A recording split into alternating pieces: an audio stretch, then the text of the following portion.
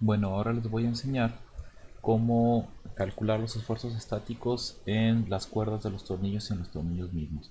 Bueno, lo primero que toca ver es el origen de estas ecuaciones o recordar estas ecuaciones, que es el esfuerzo cortante debido a la torsión y el esfuerzo normal debido a la carga axial.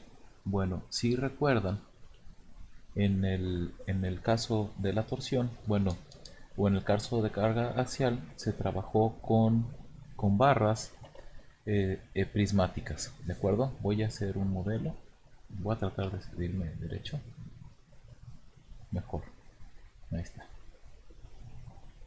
¿ok? Bueno, en este caso, la, la barra está sometido a un torque T, ¿ok? Y en este caso, el esfuerzo cortante es igual a el torque o el radio entre el IP, ¿sale? Si tenemos una sección como es el caso de esta, que es una sección circular, el IP es igual a pi sobre 32 por el diámetro a la cuarta. ¿Qué diámetro? Este diámetro de aquí. Ok. Entonces, si sustituimos esto acá,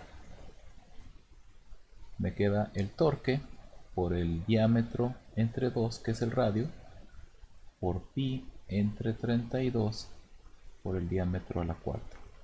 De ahí termina siendo, se elimina un diámetro a la cuarta y queda al cubo. Me termina quedando un 16 acá también. Entonces queda 16 veces el torque entre pi por el diámetro al cubo. Este es el esfuerzo cortante de una sección circular. Ojo, ¿qué pasaría si tuviéramos, en lugar de una barra sólida, tuviéramos un tubo? ¿Okay? En este caso, el IP sería pi sobre 32 por el diámetro exterior a la cuarta menos el diámetro interior a la cuarta. ¿Okay? Ahora, este perfil o este esfuerzo cortante, si lo recuerdan, si hiciéramos aquí un análisis de la sección transversal, aquí está el centro, voy a ponerlo con rojo. En la superficie, o lo más alejado, tendría el esfuerzo cortante máximo. Y de ahí tendríamos un contorno lineal, aunque aquí lo veo un poco mal, un contorno lineal en donde el esfuerzo cortante, a medida que el diámetro o que el radio se empieza a acercar al centro, el esfuerzo cortante termina siendo cero en el centro. ¿De acuerdo? Entonces, en este caso, este es el modelo de el esfuerzo cortante. Cuando teníamos carga axial, pues el modelo más o menos era igual, todavía es un poco más simple. Tenemos una barra prismática en donde en los extremos está aplicado una fuerza P, y pues bueno, en este caso, en la sección transversal, ¿sí? Si esa fuerza está distribuida uniformemente, entonces en toda esa área de sección transversal voy a tener un esfuerzo uniformemente distribuido igual a la fuerza entre área, en donde el área es el área de sección transversal, viene siendo esta área de sección transversal, bueno, igual a esta, ¿no? En donde se tiene un diámetro de aquí. Entonces el área es igual a pi cuartos por el diámetro al cuadrado. ¿De acuerdo? Bueno, estos son tal cual los modelos que se vieron o que se estudian en sólidos deformables o en resistencia a materiales. ¿Qué similitud hay o qué relación hay con los tornillos? La siguiente. Para el caso del tornillo, estas ecuaciones se aplican de la siguiente manera. Fíjense bien, aquí estamos viendo un tornillo de rosca unificada, en donde se muestra un corte. Aquí se ve un área de sección transversal. Entonces el área de sección transversal es tentativamente, o la podemos aproximar a un área de sección transversal circular. ¿De acuerdo? Entonces si viéramos esto de perfil, la rosca se vería más o menos así.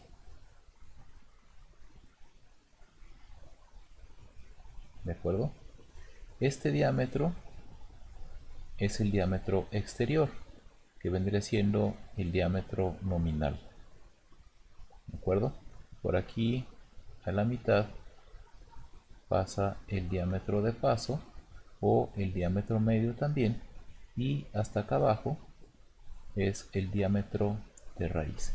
Entonces, tentativamente, si quisiéramos aplicar el esfuerzo cortante debido a una torsión que se le aplique a este tornillo, pues justamente aplicamos el modelo que teníamos acá, este de aquí. Entonces, aquí el esfuerzo cortante de un tornillo debido a un par torsional, pues es ese par torsional por el diámetro de raíz entre 2 entre el segundo momento de área polar, que vendría siendo pi sobre 32 por el diámetro de raíz a la cuarta. Bueno, esto en resumidas cuentas pues terminaría siendo 16 veces el torque entre pi por el diámetro de raíz al cubo. ¿De acuerdo? Bueno, este es importante que lo tomen en cuenta. Es aproximando el área de sección circular y con el diámetro de raíz. O sea, en realidad este diámetro de aquí, de la sección transversal, o lo que se alcanza a ver aquí, aproximadamente vendría a ser el diámetro de raíz. ¿Queda claro? Bueno, ¿cuál sería el esfuerzo axial? El esfuerzo axial de tensión de tornillo pues sería igual a la fuerza, ¿sí? Ojo, aquí es diferente, aquí ya estoy cambiando el tipo de carga. Este esfuerzo cortante es debido a la torsión en el tornillo, ¿sale? A un torque, que viene siendo el torque, por ejemplo, que se calcula en los tornillos de potencia. Ahora bien, por otro lado, este esfuerzo es asumiendo que el tornillo, después de que se apretó, ya cuando se apretó, que se aplicó el torque, quedó el tornillo tensionado, ¿sí? Con una fuerza axial P. Entonces ahora sí, el esfuerzo normal debido a una carga axial vendría siendo esa fuerza axial entre el área efectiva o el área total. ¿Sale? Ahora bien, ¿qué pasa si no tengo el área total? Por ejemplo, en el caso de los tornillos de potencia, esta área total se calcula como pi cuartos por el diámetro de raíz al cuadrado, ¿sí? Para tornillos de potencia. Pero ¿qué pasa para las roscas UN? Para las roscas UN hay que utilizar la tabla 10.1 y 10.2. Esas tablas 10.1 y 10.2 en un momento se las voy a mostrar. A ver, un momento. Estoy en eso.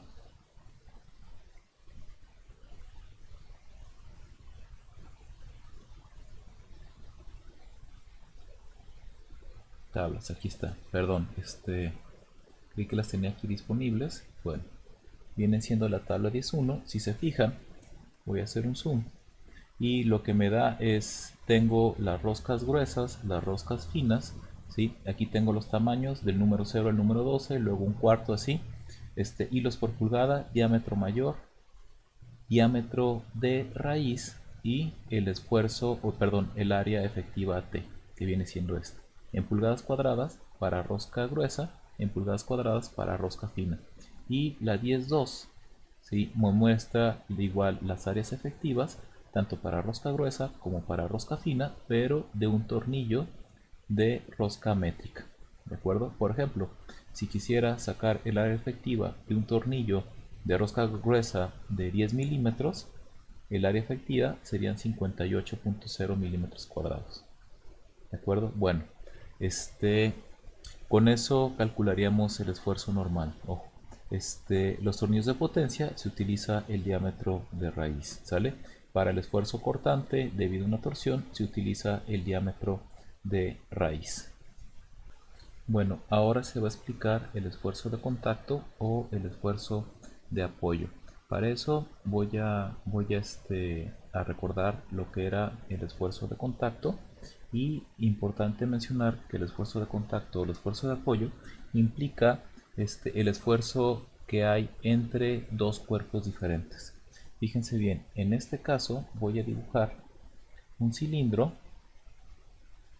y ese cilindro vertical se va a apoyar, lo voy a dibujar en otro color, en una placa rectangular. ¿De acuerdo?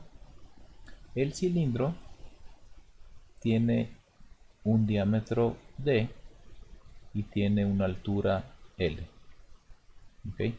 Este cilindro se pone verticalmente, entonces quiere decir que el área de contacto entre el cilindro y la placa pues es la base o la sección transversal del cilindro.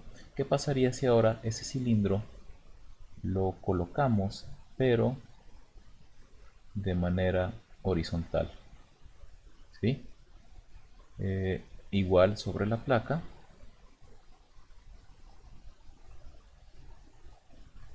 y tiene las mismas dimensiones. Aquí tenemos un diámetro y esta es su longitud. Ok, aquí es importante reconocer, voy a tratar de dibujarlo un poquito mejor esta zona. Aquí es importante reconocer que este cilindro haría contacto sobre una línea recta solamente, ¿no? Entonces ahí tendríamos un perfil de esfuerzos que es irregular, ¿sí? Tendríamos algo así, en donde en este punto o a lo largo de toda esta línea verde, que es la línea de contacto, pues tendríamos un esfuerzo de contacto mayor, y a medida que nos moviéramos en esta dirección o en esta dirección, pues esta distribución de esfuerzos iría bajando, ¿no? Entonces aquí la distribución de esfuerzos pues tiene un perfil complicado, y ahí se utiliza el concepto de área proyectada. Y el área proyectada vendría siendo tal cual la sombra que genera este cilindro sobre la placa.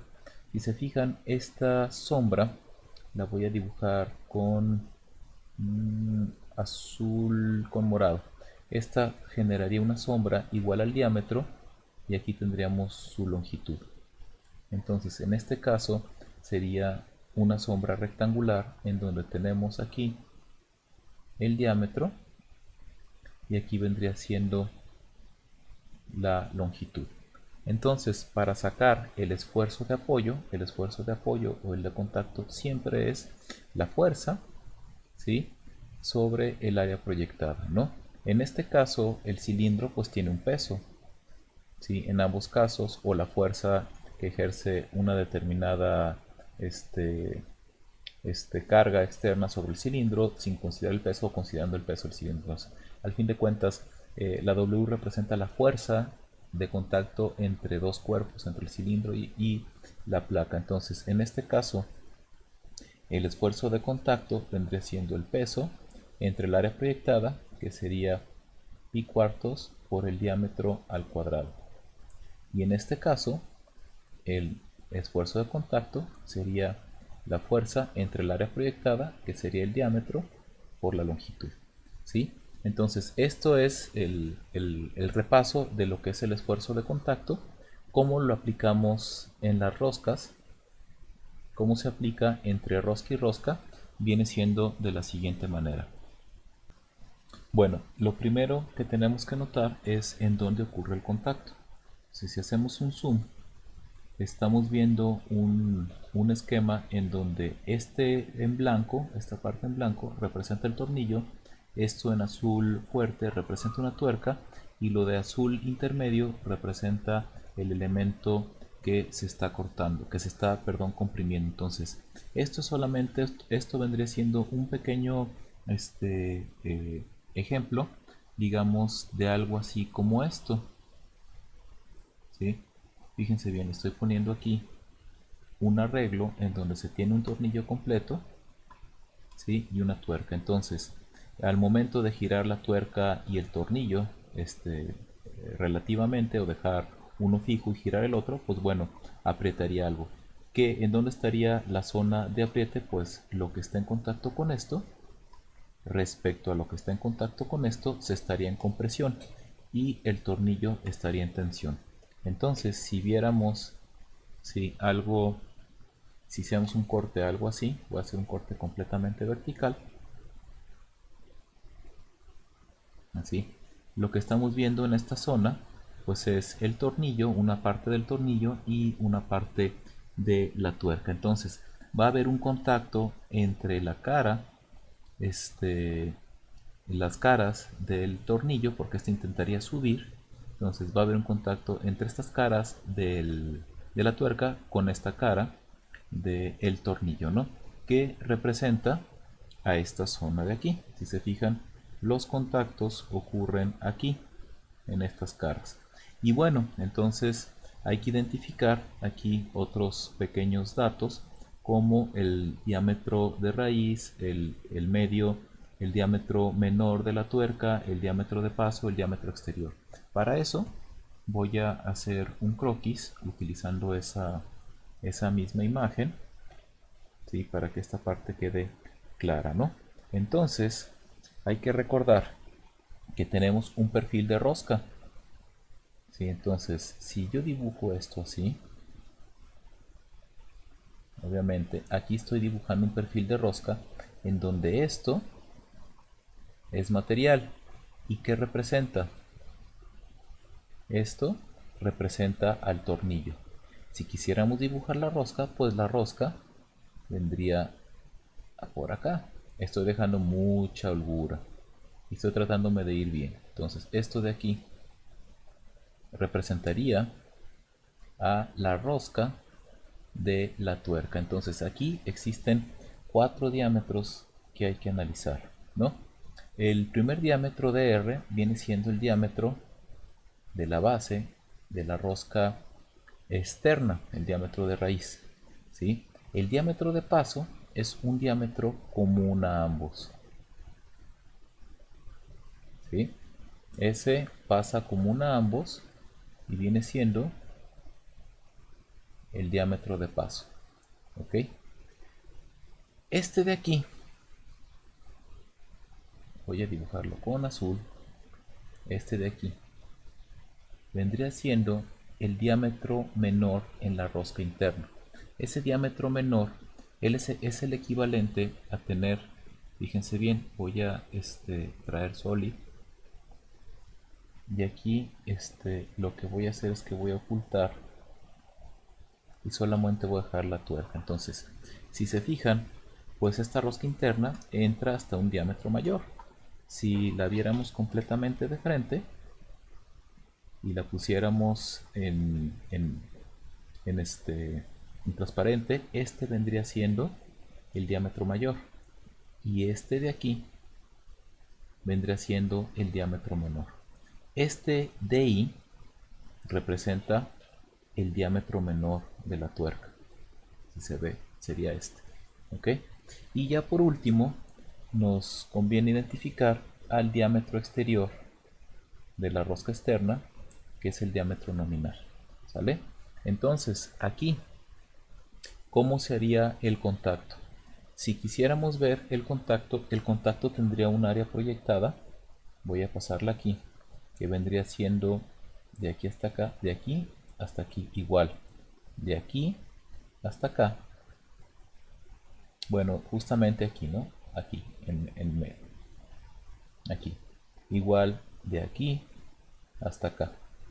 Entonces, estrictamente hablando, esto lo vamos a ver como una arandela. Vamos a ver, el área proyectada vendría siendo como una arandela, un círculo con otro círculo hueco. Entonces, el diámetro que es el diámetro exterior, vendría siendo, ¿sí?, el diámetro nominal, que es D.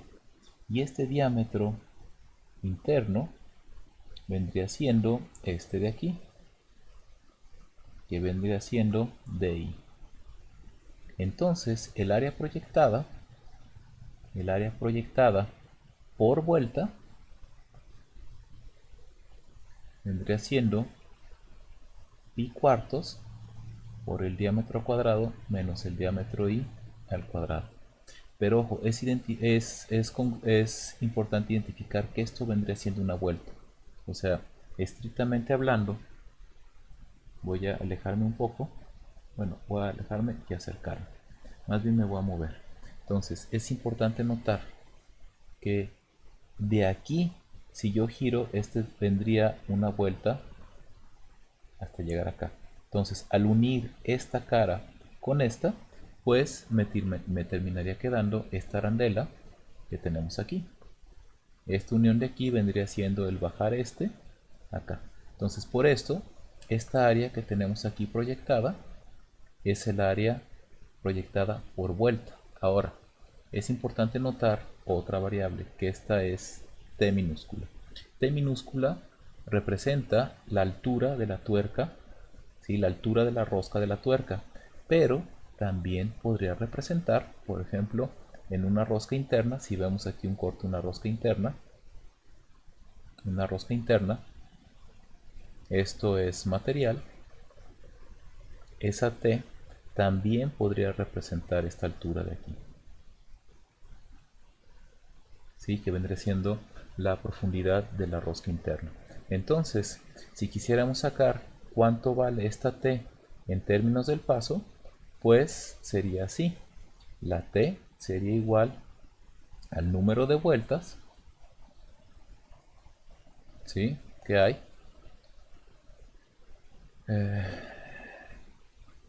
por el paso. O, perdón, o más bien, sí, sí, está bien. O visto de otra manera, pues si divido T entre el paso, me va a dar el número de vueltas. ¿De acuerdo? Entonces, si quisiera sacar el área total, ¿sale?, debería de multiplicar esta área por vuelta por el número de vueltas. ¿Están de acuerdo? Fíjense bien, entonces el área por vuelta, el área proyectada por vuelta por el número de vueltas.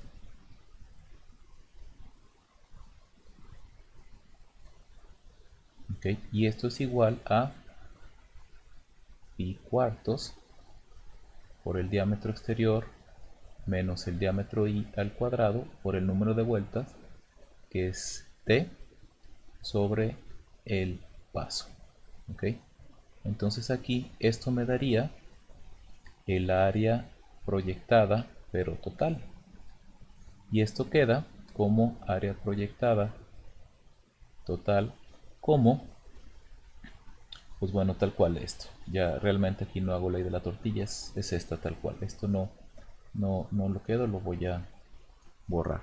Entonces, más bien, ya lo que seguiría sería cuál sería el esfuerzo de contacto. Y el esfuerzo de contacto pues sería la fuerza o la carga entre, ahora sí, el área proyectada total, que es igual al peso entre el área proyectada, que es pi cuartos por el diámetro al cuadrado menos diámetro I al cuadrado por T entre paso.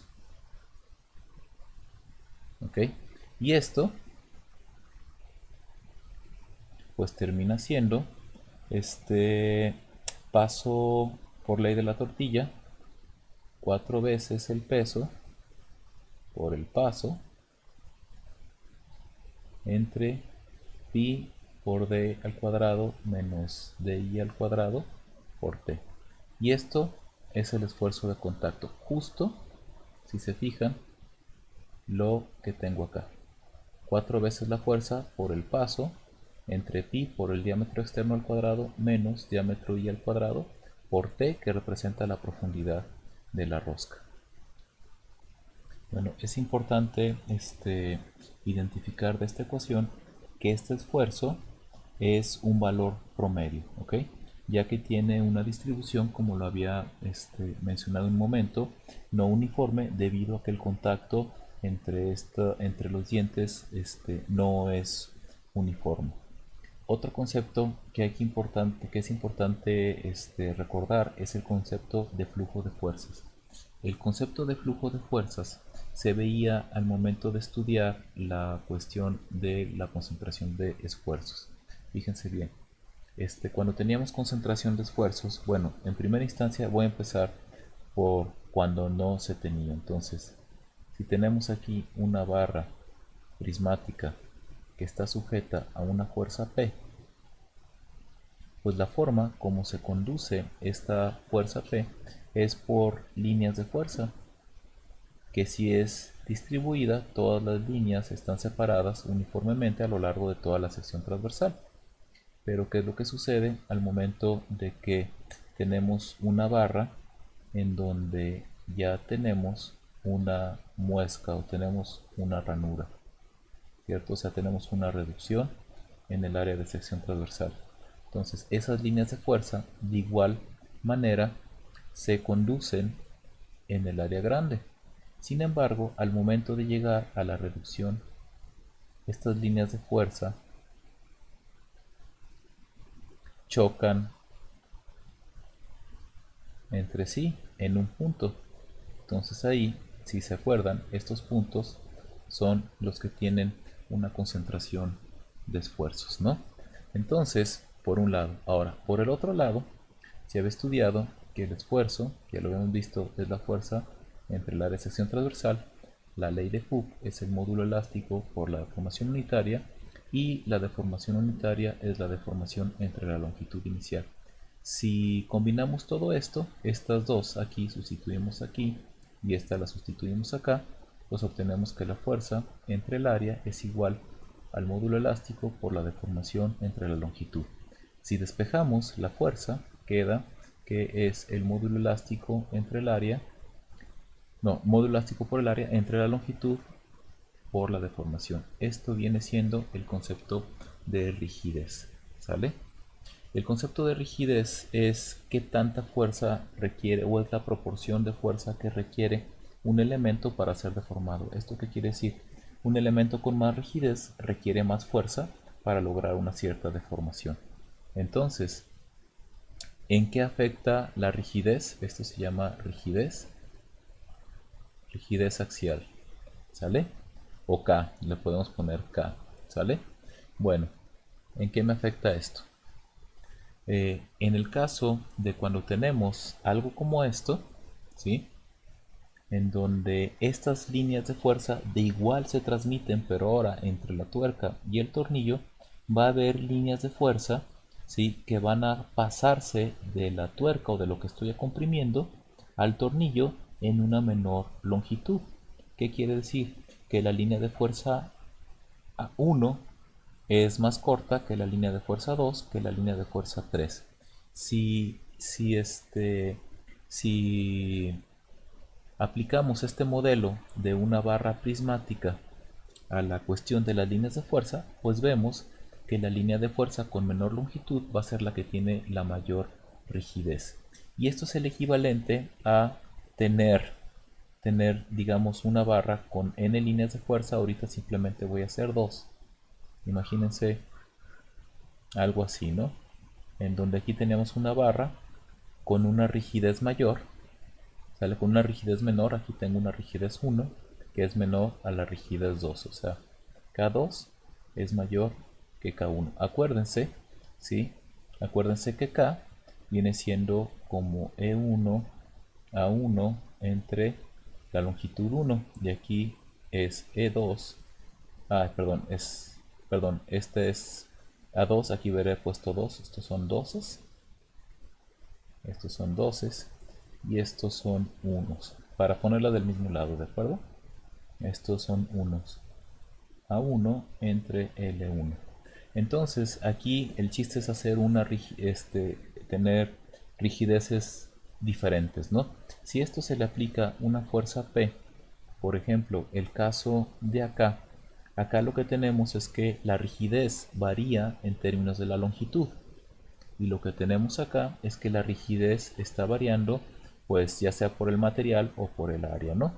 Entonces, si tenemos en cuenta esto, pues entonces, fíjense bien, en términos de rigideces, podemos hacer un análisis de fuerza. Fíjense bien. Eh, eh, Tomen en cuenta que el diagrama de cuerpo libre de esto, pues sería así, donde tendríamos una reacción 1 y aquí tendríamos una reacción 2. De la sumatoria de fuerzas en X, pues tenemos que P termina siendo igual a la reacción 1 más la reacción 2. No conocemos ni la 1 ni la 2, pero aquí, sabiendo que esto no tiene fuerzas hasta antes de que se aplique la fuerza P, o sea, uno no tensó al otro, los dos tienen la misma longitud. Entonces, al momento que esto se estire, los dos se van a estirar en la misma proporción. ¿Qué quiere decir? Que la deformación del elemento 1 va a ser igual a la deformación del elemento 2. Si lo manejamos como rigideces, ¿sí? Como rigideces, pues entonces la deformación del elemento 1 pues va a ser la reacción del elemento 1, ¿sale? Entre su rigidez, ¿verdad? Y esta va a ser igual a la deformación del elemento 2, que va a ser la rigidez 2 entre, no, la reacción 2 entre su rigidez 2. ¿Qué quiere decir? Que la rigidez 1 puede ponerse en términos de la rigidez 2. ¿Sale? De esta manera, K1 entre K2, ¿sí? Por R2. Entonces, esto lo puedo sustituir acá, en mi ecuación de equilibrio. Y tendría entonces que P es igual a K1 entre K2 por R2 más R2. Si hacemos la suma de fracciones, quedaría como K1 más K2 entre K2, todo esto por R2. Si despejo R2, terminaría quedando como K2 entre K1 más K2 por P. Y obteniendo cuánto vale R1, R1 sería K1, ¿sí? Por entre K1 más K2 por P. ¿Sale? Aquí podemos ver, o la analogía vendría siendo que esto fuera como resortes en paralelo, en donde la resistencia se suma. Entonces vendría siendo la reacción sería la K de ese elemento entre la rigidez equivalente. ¿De acuerdo? Si K2 es mayor que K1, la proporción este, carga más, o sea, termina cargando más el elemento con más rigidez, ¿sí? ¿Por qué? Porque este elemento terminaría siendo, o este valor termina siendo un número más grande, ¿sí? Que este de aquí. Entonces, justamente eso es lo que nos explica esta parte de la diapositiva, que tal cual dice el concepto de flujo de fuerzas, nos dice las cargas distribuidas entre trayectorias redundantes paralelas, acuérdense, aquí tenemos un análisis en paralelo, ¿sí? Se dividen proporcionalmente con respecto a las rigideces. O sea, ¿qué quiere decir? Que este trayecto cargaría más respecto a los otros trayectos y por lo tanto implica que la trayectoria más corta soporta más carga, ¿sale? El perno está a tensión y la tuerca está a compresión. Las flexiones en las cuerdas aumentan el paso. O sea, ¿qué quiere decir? Que aquí tendríamos flexión, además de los esfuerzos de tensión, de contacto, y eso haría que el paso cambiara. Entonces, ¿qué tendríamos que hacer tentativamente para que cada tuerca o que para cada vuelta cargue lo mismo? Pues tendríamos que hacer un diseño como este, ¿no? No es algo convencional, ¿no? Pero aquí lo que sería es de alguna manera un diseño en donde cada una de estas líneas o el promedio de estas líneas fuera más o menos igual y de esta manera todos los vueltas cargarían la misma fuerza. ¿De acuerdo? Bueno, eso simplemente es un concepto en donde conviene estudiarlo a sabiendas que no todos los hilos van a cargar lo mismo. ¿Sale? Tengan en cuenta eso. El siguiente esfuerzo que se va a estudiar, ¿sí?, es el esfuerzo cortante. ¿En dónde ocurre el esfuerzo cortante? Aquí voy a poner otra vez nuestros diagramas. Voy a poner uno nuevo. A ver. En este caso, el esfuerzo cortante ocurre en esta zona. La voy a poner con rojo. ¿En dónde ocurre el esfuerzo cortante? Aquí, número uno, hay que identificar en cuál de los dos elementos voy a calcular el esfuerzo cortante. Si quisiera calcular el esfuerzo cortante en la tuerca, el área sería esta. Estaría aquí. Déjenme cambiarlo de color a rojo. El esfuerzo cortante estaría aquí, estaría aquí, estaría aquí. Si quisiera calcular el esfuerzo cortante en el tornillo, el esfuerzo cortante estaría aquí en esta zona y en esta zona. ¿Sale? Y entonces ahora, ¿cuál sería el esfuerzo cortante? Si lo recuerdan, por ejemplo, en el caso de sólidos o en el caso de resistencia a materiales, imagínense que este cilindro está sobre otra vez un rectángulo. Y lo que se quiere es calcular el esfuerzo cortante en esta placa, ¿sale? Pues imagínense que se le aplica una fuerza P aquí, a este punzón, ¿no? Entonces, si supera la resistencia al esfuerzo cortante, literalmente, cortaría a la placa y dejaría un agujero igual a este diámetro, en donde por debajo pues caería el material. Estoy asumiendo que es como un corte ideal, ¿sí? Un cilindro, ¿no? Que sería el agujero o el material que este punzón removería de esta placa. Aquí hay que tomar en cuenta que aquí tenemos un espesor que le voy a llamar espesor para que no se confunda con el T de la tuerca. Le voy a decir ni con un D, a ver, alguna letra que sea, le voy a poner espesor E, es espesor, ¿no? Entonces, ¿cuál viene siendo el área que resistiría ese esfuerzo cortante? Pues justamente vendría siendo esta área de aquí, de alrededor de todo este cilindro. Este cilindro que caería, pues tendría un espesor justamente ES, ¿de acuerdo? Entonces, si quisiera calcular el esfuerzo cortante directo de este cilindro sobre esta placa, pues vendría siendo la fuerza entre el área cortante, ¿verdad? Y en este caso, el área cortante vendría siendo el perímetro. ¿Sí? Es como si yo desdoblara este cilindro en un área, en donde esta área de aquí representa todo el perímetro de este cilindro, en donde esto pues es el perímetro, que es pi por diámetro, y esto vendría siendo el espesor. Entonces esta área de cortante directo sería T por pi por D. ¿De acuerdo? Una vez que se entiende esto, entonces ahora sí nos damos cuenta que esta área de aquí, estas áreas de aquí, pues representan más o menos algo similar a lo que representa esta área. Bueno, entonces, ¿cómo se aplica la ecuación del esfuerzo cortante? Fíjense bien, voy a borrar esta parte. Y ahora, el área cortante, quiero que se imaginen que de aquí voy a tomarlo amarillo, de aquí da una vuelta. O sea, esto llega de aquí hasta acá. Entonces, si uniéramos esto, tendríamos justamente lo que hace rato vimos, un área de un cilindro, ¿no? Así. O sea, si esta área se une con esta, imagínense que vendría estando, la unión estaría aquí. ¿Sale? Sería tal cual como si fuera el área de superficie de un cilindro sin incluir la tapa y la base, ¿no? Ok.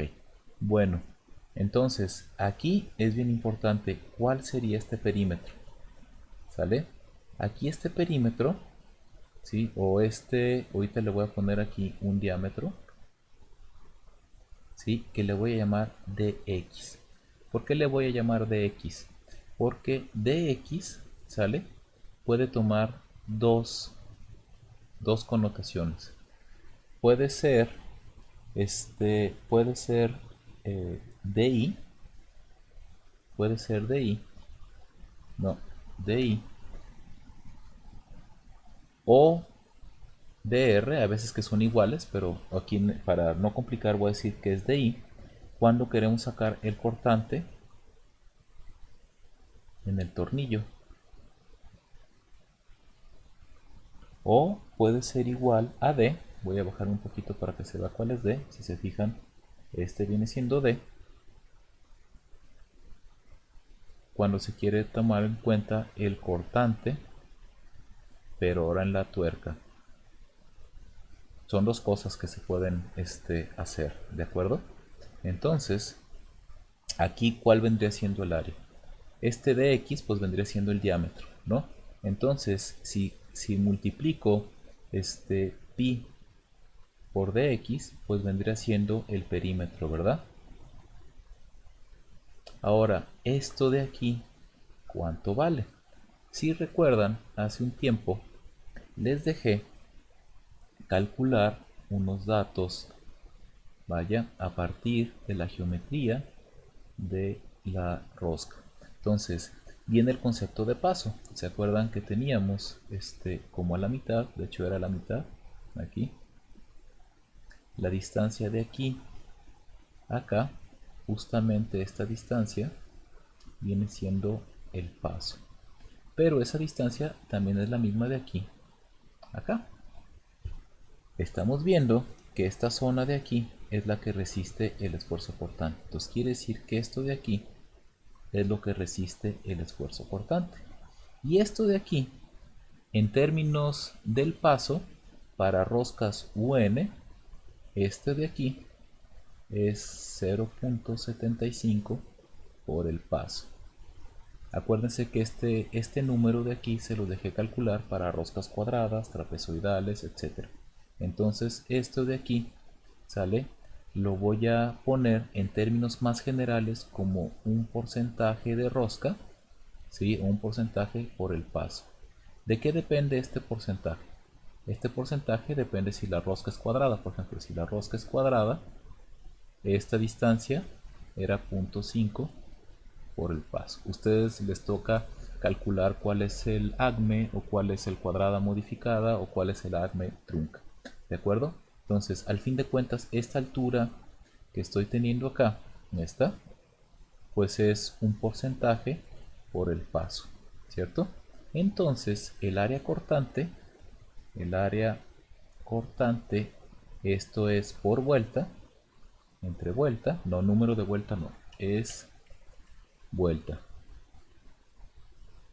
vuelta, pues es igual a el perímetro, pi por dx, por esa altura, que es un porcentaje por el paso. ¿De acuerdo? Voy a poner una pausa. Ahora bien, de una manera similar a lo que se hizo en el esfuerzo de contacto, sabemos que T, que es la altura de la rosca interna o la altura de la tuerca, se puede representar como el número de vueltas en términos del paso. Entonces, si se divide T entre el paso, pues es igual al número de vueltas. Entonces, si se quiere sacar el área cortante total, pues multiplico al área por vuelta por el número de vueltas. Y eso termina siendo pi por dx por el porcentaje.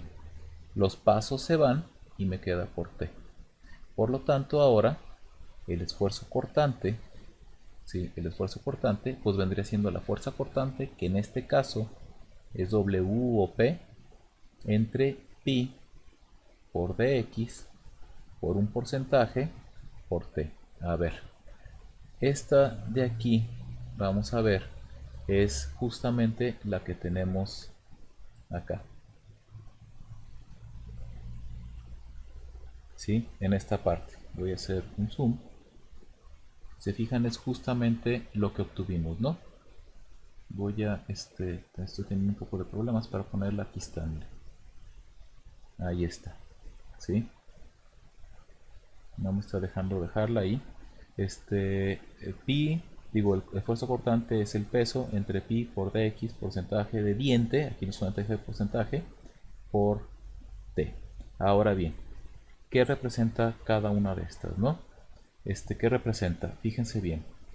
El dx va a puede tomar dos valores.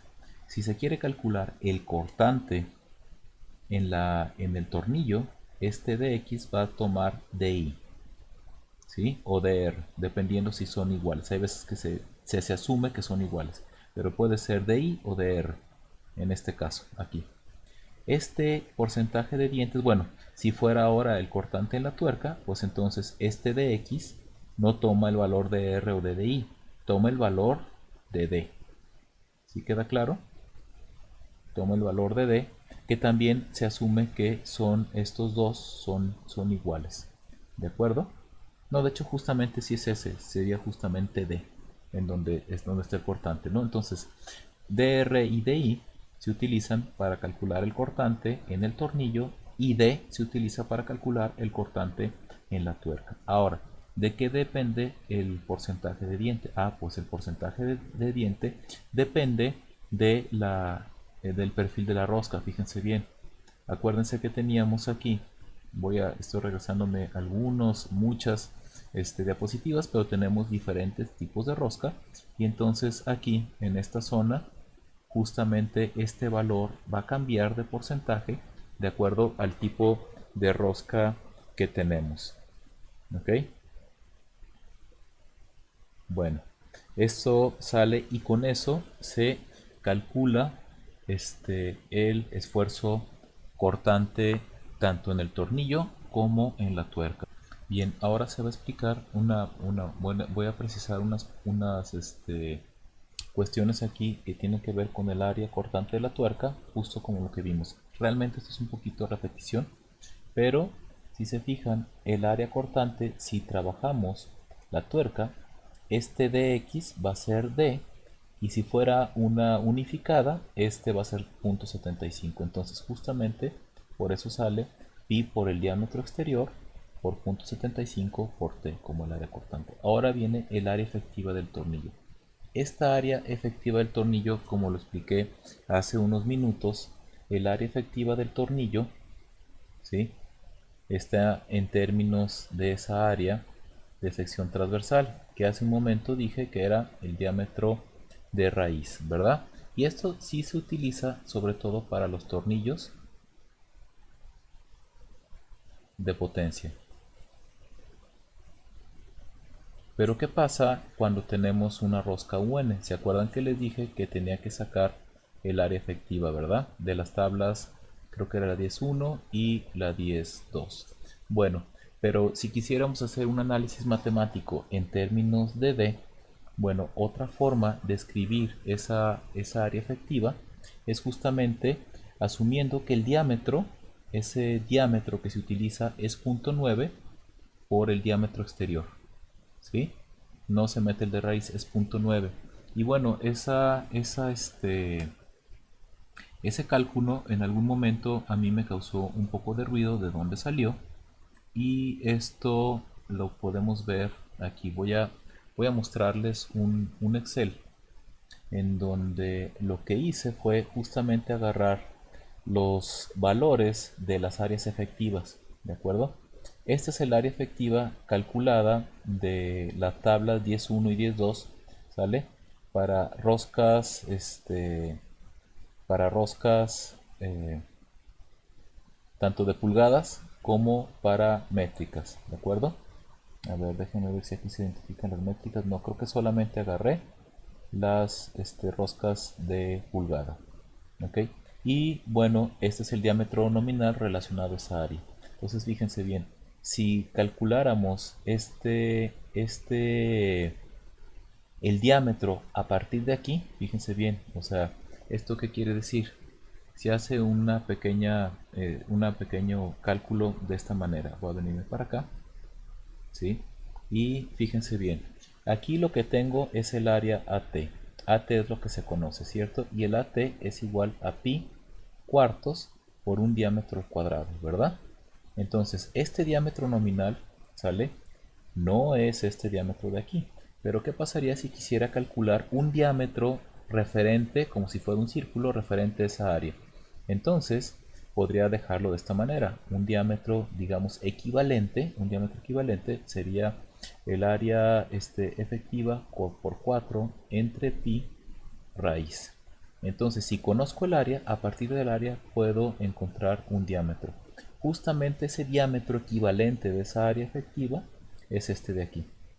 Y entonces aquí se divide, sale este diámetro equivalente entre el nominal. Y resulta que se mantiene un comportamiento de 0.84, 0.85, 0.88, 0.9.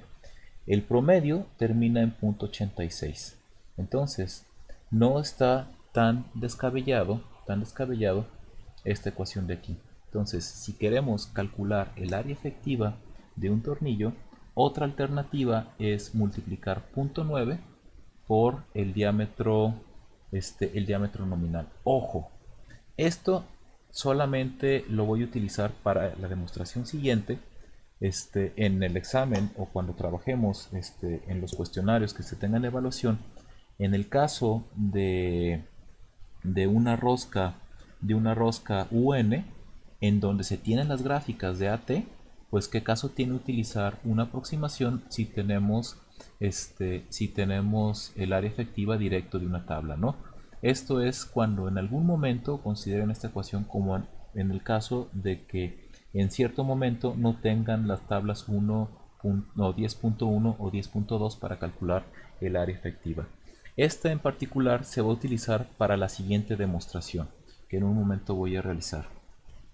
Bueno, esta demostración ahora lo que va a hacer es que va a igualar la resistencia o la fuerza permisible a tensión del tornillo respecto a la resistencia de tensión debido a la falla por cortante de la tuerca.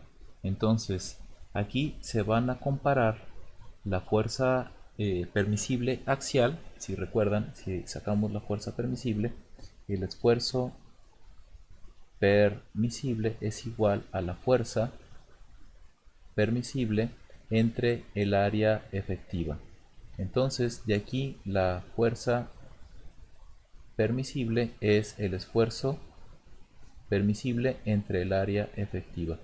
El esfuerzo permisible, consideramos ya, o límite, por decir así, ya si hablamos de resistencia o de alguna falla, pues entonces en lugar de utilizar el esfuerzo permisible, sacamos la fuerza de cedencia, sería la fuerza antes de tener una cedencia permanente, y aquí sería el esfuerzo de cedencia.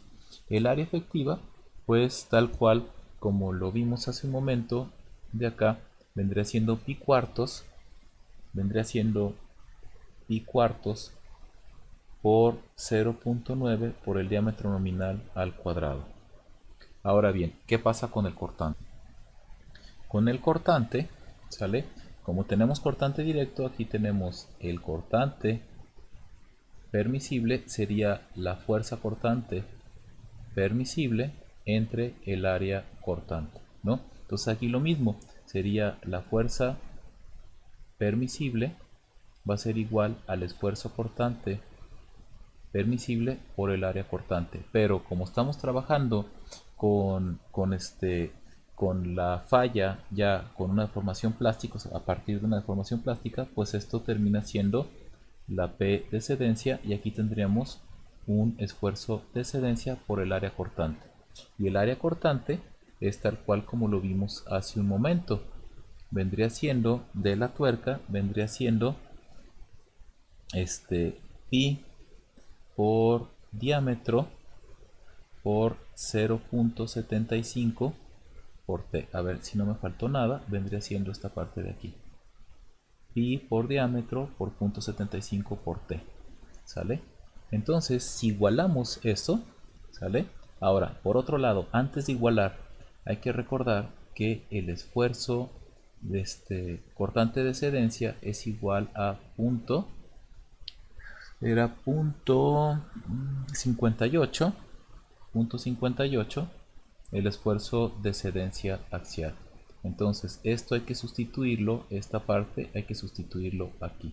Entonces, sustituyendo todo, o sea, igualando estas dos resistencias, quedaría que el esfuerzo de excedencia pi cuartos por punto 9 al cuadrado por el diámetro al cuadrado es igual a 0.58 por el esfuerzo de excedencia por pi por d por 0.75 por t. Estoy igualando esas fuerzas de excedencia tanto de carga axial como de cortante, ¿no? Entonces de aquí podemos ver que ya algunas cosas se van. El esfuerzo de excedencia se va, pi se va, sale un cuadrado, se va con este, y entonces esto termina, si se hace el álgebra de lo que queda, termina siendo que esa longitud de rosca de la tuerca o de la rosca interna, ¿sí?, debe de ser de 0.4655 por el diámetro nominal. ¿Qué quiere decir este número? ¿Sale? Quiere decir que para tener una igualdad de resistencias, si tanto la tuerca como la rosca del tornillo fueran del mismo material, ¿sale? Tendríamos que tener que esa longitud, o sea, acuérdense que T representa la profundidad de la rosca o de la tuerca, esta vendría siendo T, ¿sí? Y D representa el diámetro nominal. Quiere decir que si tuviéramos, por decir así, un diámetro de 10 milímetros, al menos, ¿sí?, tendríamos que tener al menos 46 milímetros, o sea, de diámetro nominal, tendríamos que tener 46 milímetros de profundidad de rosca para igualar la resistencia. Ahora bien, suceden algunas cosas. En la realidad, ¿sí?, el material de las tuercas usualmente no es tan resistente como el material de los tornillos. Entonces, para igualar esa resistencia, o sea, para que los dos estén en igualdad de resistencia, longitud de rosca de tuerca o rosca interna tiene que ser casi el diámetro nominal del tornillo, 7 octavos con el diámetro nominal del tornillo. Si no se dice nada de ahora en adelante, ustedes van a asumir esta relación en donde el espesor de la tuerca o el espesor o la profundidad de la rosca interna va a ser 7 octavos el diámetro nominal. ¿De acuerdo? Aquí lo interesante de este proceso es que aquí estamos igualando dos resistencias. ¿Esto qué implicaría? Que con un procedimiento como este, ustedes podrían decir qué relación o qué tanta longitud de tuerca necesitan para evitar o para promover cuál de los dos se va a romper. Por ejemplo, si en su ensamble de máquina ustedes están utilizando una tuerca, ¿sale?, para cerrar, por lo general las tuercas son más baratos que los tornillos. Entonces, en un apretón de más, nos conviene que se rompa primero la tuerca y que se salve el tornillo, ¿no? Entonces aquí podemos decir que la resistencia del tornillo pues sea, no sé, imagínense, de cortante de la tuerca sea 0.5 entonces de aquí podríamos obtener cuál debe ser esa longitud de la tuerca para evitar o para favorecer que lo que primero se rompa sea la tuerca. Ahora bien, imagínense que la rosca está en el monobloc, ¿sí?, de una máquina, de un motor, ¿no? Entonces ahí el que se dañe una rosca interna es mucho más complicado de reparar que cambiar un tornillo. Entonces en esos casos prefiero que se barra el tornillo. Entonces aquí tendríamos que irnos, o que se capa el tornillo, a decir que la resistencia en la rosca de la tuerca sea mucho mayor que la resistencia del tornillo. Entonces aquí habría un punto 5, punto 1, etcétera, y de esta manera se lograría encontrar una profundidad de rosca tal que al momento en donde hay un sobreapriete, lo que se rompa, por ejemplo en este caso, sea el tornillo y no la rosca interna del monobloc, que sería mucho más complicado de reparar. ¿De acuerdo? Bueno, ya nomás por último en esta parte de este tema, simplemente se indica una característica que tienen los tornillos, ¿no? En lo general, en la unión de los tornillos no dan posición, ¿de acuerdo? Los tornillos su función tienen de apretar y unir y mantener unidos dos componentes, ¿de acuerdo? Si quisiéramos utilizar un tornillo, miren, aquí voy a hacer una nota. Aquí está puesto como si ya la solución, pero en realidad el tornillo llega hasta acá, ¿no? Entonces, un tornillo nunca te va a permitir una posición. Si el tornillo y la propia holgura del tornillo pues van a implicar que la posición, que hay un movimiento relativo entre estas dos placas, ¿cierto?